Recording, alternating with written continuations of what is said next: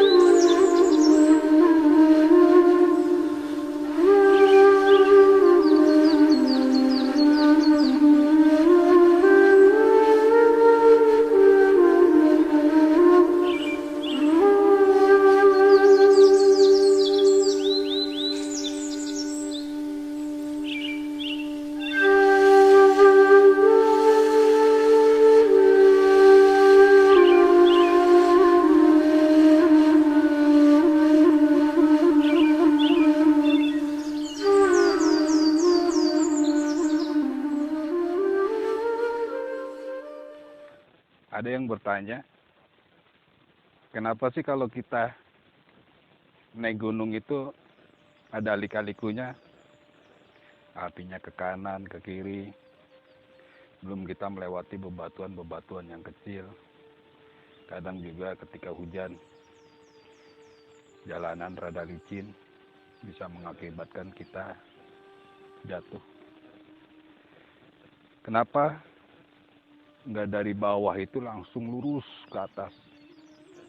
Jadi lurus, nggak ada yang namanya belok kanan, belok kiri. Gitu. Dari bawah langsung lurus, kita jalan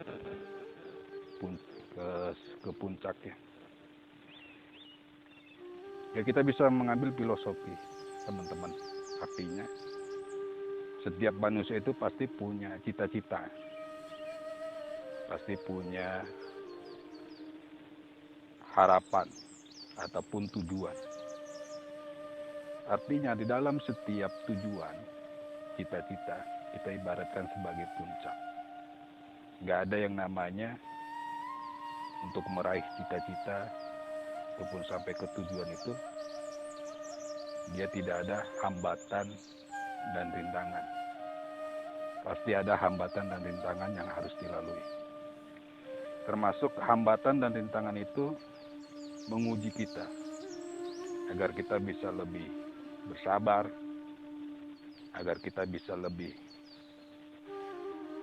mengatur jiwa kita, menata hidup kita, sehingga dari perubahan itu yang dari tidak baik menjadi baik, ya, sampai ke tujuan yang mulia, mendapat cita-cita yang diinginkan. Termasuk tujuan yang mulia adalah tujuan akhirat. Banyak para wali-wali Allah yang mereka berkholwat, ya, bersendiri di puncak, di atas gunung. Itu tadi, agar bisa mengolah hatinya, mengolah jiwanya untuk mencapai daripada tujuan akhirat.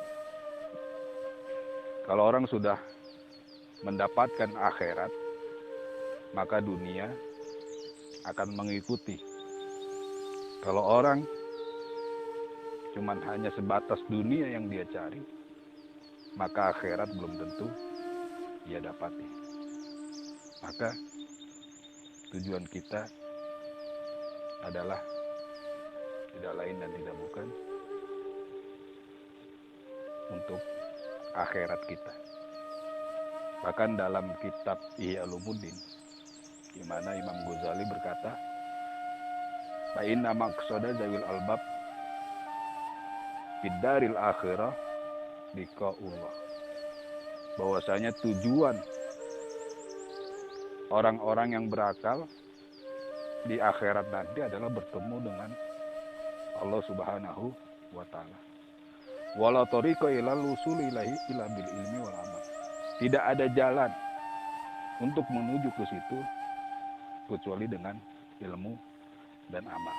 Maka pertanyakan diri kita, sampai di mana ilmu kita dalam memahami benar atau tidaknya ibadah kita, dalam memahami benar atau tidaknya langkah kita, apakah langkah kita diridhai oleh Allah Subhanahu wa taala.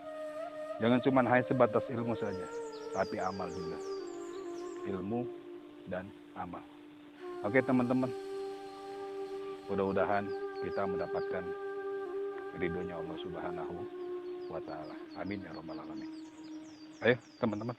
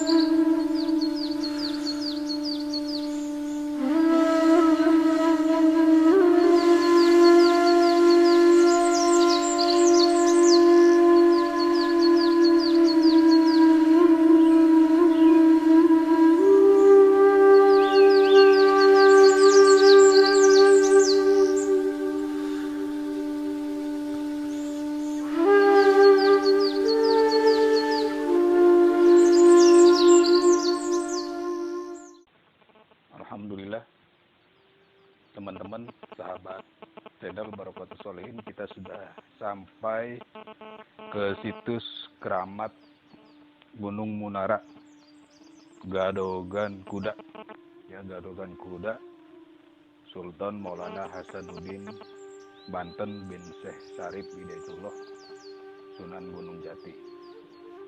Ini dinamakan Gadogan Kuda. Jadi teman-teman, menurut informasi yang kita dapat, bahwasanya setiap malam Jumat itu ada kuda putih, ya, kuda putih yang terbang, ya, terbang mengelilingi daripada Gunung Munara ini, ya. Jadi inilah tempatnya teman-teman. Yang mudah-mudahan kita mendapatkan atsar daripada petilasan Sultan Maulana Hasanuddin Banten. Jadi memang Sultan Maulana Hasanuddin Banten ini sering sekali berkhalwat menyendiri di atas gunung. Jadi banyak juga petilasan-petilasan beliau dalam berkhalwat di atas gunung, teman-teman. Ya, mudah-mudahan kita bisa mendapatkan keberkahan daripada waliullah Sultan Maulana Hasanuddin Banten. Amin ya rabbal alamin. Jadi teman-teman, kita terus ikuti perjalanan kita, masih insya Allah masih dekatlah ke puncak, ya. Teman-teman.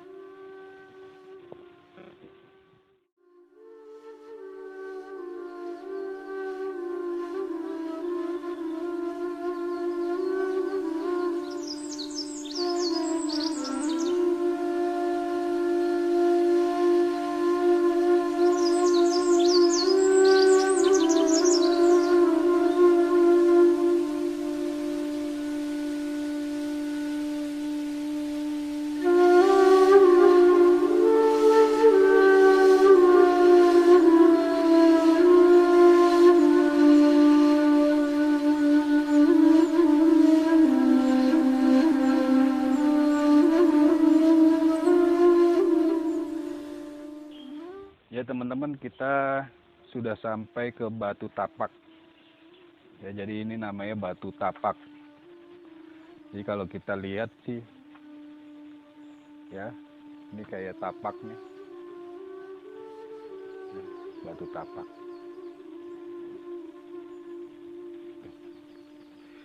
Perjalanan kita memang sangat melelahkan ini teman-teman. Keringat ngos-ngosan. Masih ada perjalanan lagi sampai ke puncak. Kita belum menemukan goa pertapaan presiden pertama kita, yaitu Insinyur Soekarno. Ayo teman-teman, ikuti terus perjalanan kita.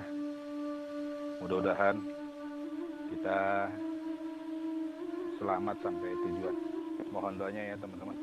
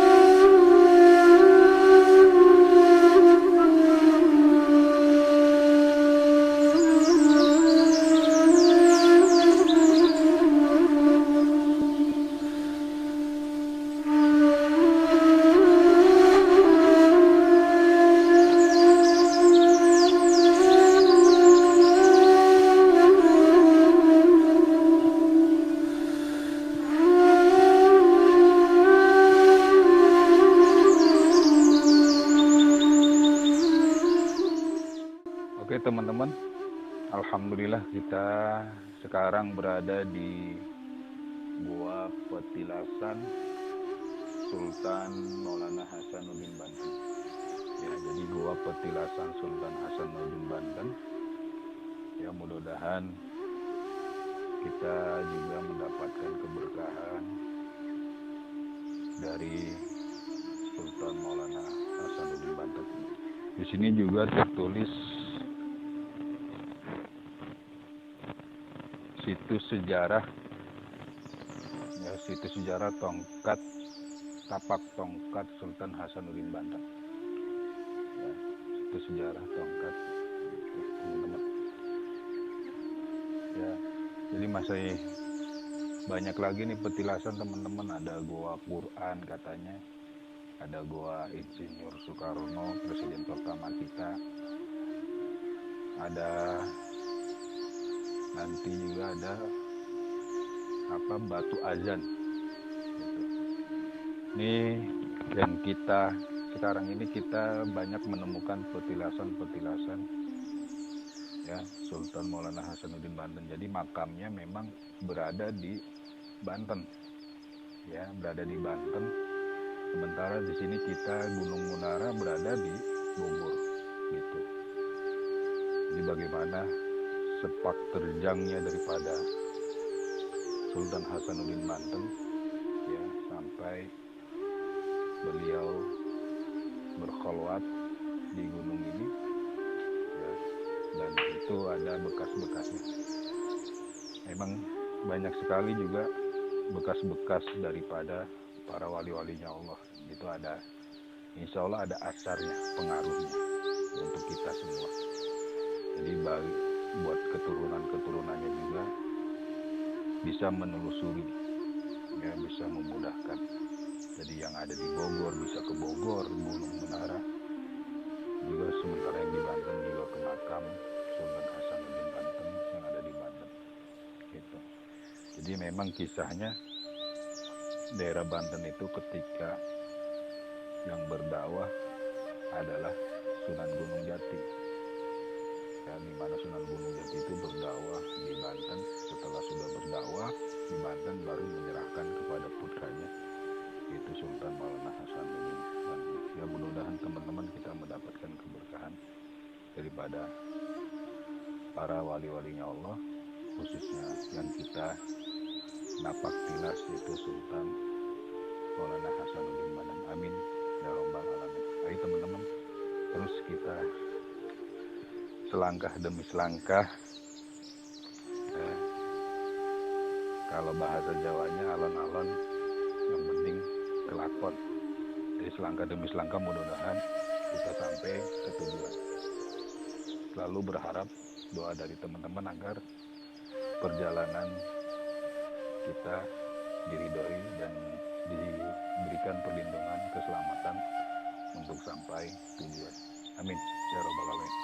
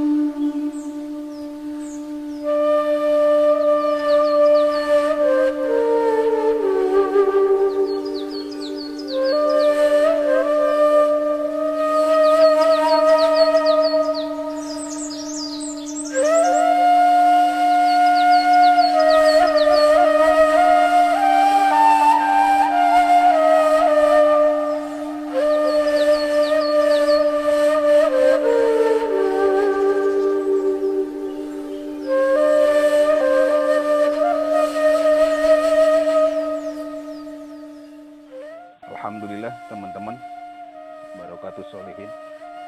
Kita sekarang sudah sampai ke goanya Paduka Insinyur Soekarno, presiden pertama kita.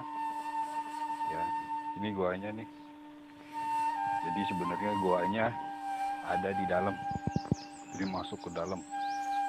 Ya, di sini ada tulisan situs keramat Gunung Menara Gua Petapaan Insinyur Soekarno, presiden pertama kita. Ya, Masya Allah, artinya presiden pertama kita, ya, kholwat, bertapa, ya, menyendiri di goa ini.